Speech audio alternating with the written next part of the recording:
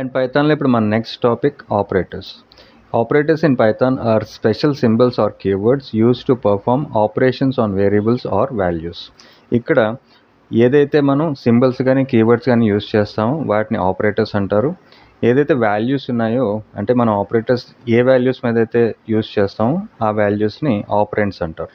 And ఆపరేటర్స్లో మనకి ఇనీషియల్గా కొన్ని లిస్ట్ ఆఫ్ ఆపరేటర్స్ ఉన్నాయి. అవి arithmetic operators, comparison operators, assignment operators, logical operators and bitwise operators. And ముందుగా అర్థమెటిక్ ఆపరేటర్స్. ఈ అర్థమెటిక్ ఆపరేటర్స్ అనేవి మనం మ్యాథమెటికల్ క్యాలిక్యులేషన్స్ చేయడానికి ఉపయోగిస్తాం.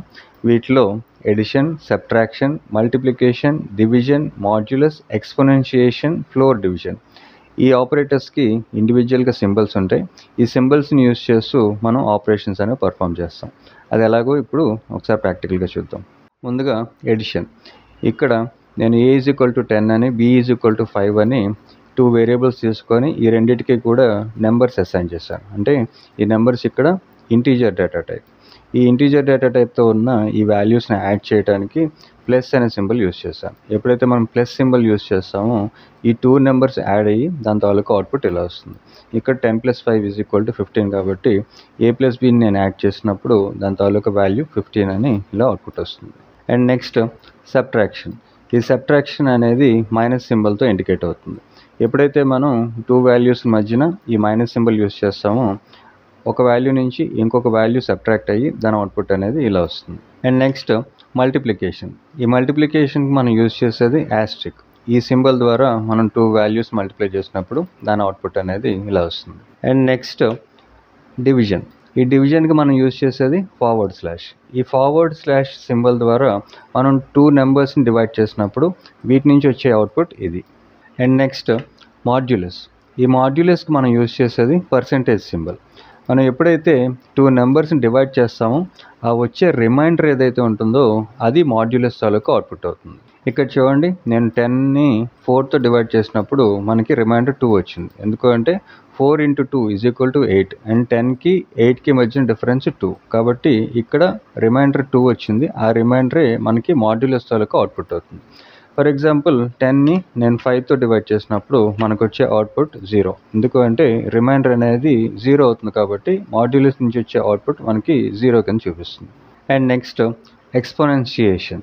ఈ ఎక్స్పోనెన్షియేషన్ని 2 యాస్టిక్స్తో డినోట్ చేస్తాం. అంటే ఎప్పుడైతే మనం ఒక వాల్యూని ఎన్నిసార్లు అయితే మల్టిప్లై చేద్దాం అనుకుంటున్నామో అప్పుడు ఈ ఎక్స్పోనెన్షియేషన్ వాడుతూ అంటే 2 హ్యాస్టిక్స్ వాడుతూ ఆ వాల్యూ అనేది పాస్ చేస్తాం. ఇక్కడ చూడండి, a = 2 అని ఉంది, b = 3 అని ఉంది.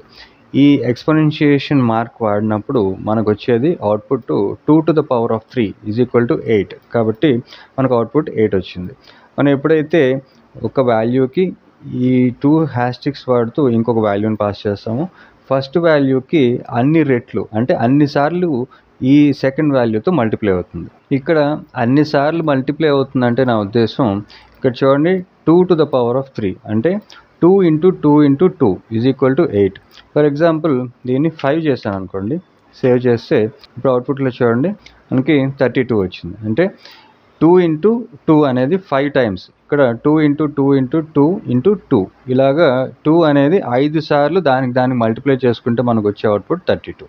And next operator floor division. ఈ ఫ్లోర్ డివిజన్కి మనం 2 ఫార్వర్డ్ స్లాషెస్ యూజ్ చేస్తాం. అంటే మనం ఎప్పుడైతే ఈ 2 ఫార్వర్డ్ స్లాష్ యూజ్ చేస్తామో అది 2 వాల్యూస్ని డివైడ్ చేసి ఆ వచ్చే రిజల్ట్ ఏదైతే ఉంటుందో దాన్ని రౌండ్ ఫిగర్ చేసి లీస్ట్ వాల్యూని అవుట్పుట్ చేస్తుంది. అంటే ఇక్కడ చూడండి, a = 10 అని b = 4 అని మనకి 2 వేరియబుల్స్ని ఈ 2 ఫార్వర్డ్ స్లాషెస్ ద్వారా ఫ్లోర్ డివిజన్ చేసినప్పుడు మనకి 10 అనేది 4తో డివైడ్ అయితే వచ్చే వాల్యూ అనేది 2.5. అయితే 2.5కి రౌండ్ ఫిగర్ ఏదవుతుంది అయితే 2 అవుతుంది లేదా 3 అవుతుంది. అయితే ఫ్లోర్ డివిజన్ తాలూకు అవుట్పుట్ అనేది లీస్ట్ వాల్యూని తీసుకుంటుంది. అంటే ఈ 2.5 కాకుండా 2.1 ఉన్నా లేదా 2.2 ఉన్నా లేదా 2.9 ఉన్నా సరే ఇది మనకి లీస్ట్ వాల్యూ తీసుకోవాలి. అంటే ఇక్కడ 2.9కి లీస్ట్ వాల్యూ 2 కాబట్టి ఈ 2 అనేది మనకు అవుట్పుట్ ఇస్తుంది. అలాగే నెగిటివ్ వాల్యూస్లో కూడా ఇక్కడ చూడండి, నేను -10ని 4తో డివైడ్ చేసినప్పుడు దీని ఆన్సర్ అనేది యాక్చువల్గా -2.5. కానీ మనం ఫ్లోర్ డివిజన్ యూజ్ చేసినప్పుడు దీని అవుట్పుట్ అనేది -3 కింద వస్తుంది. ఎందుకు అంటే ఈ -2.5కి రౌండ్ ఫిగర్ అనేది అయితే -2 అవుతుంది లేదా -3 అవుతుంది. కానీ ఈ ఫ్లోర్ డివిజన్ ఎప్పుడూ కూడా లీస్ట్ వాల్యూనే మనకు అవుట్పుట్ చేస్తుంది. అంటే ఇక్కడ -2 కన్నా -3 అనేది లీస్ట్ కాబట్టి ఈ లీస్ట్ వాల్యూ -3ని మనకి అవుట్పుట్ చేస్తుంది.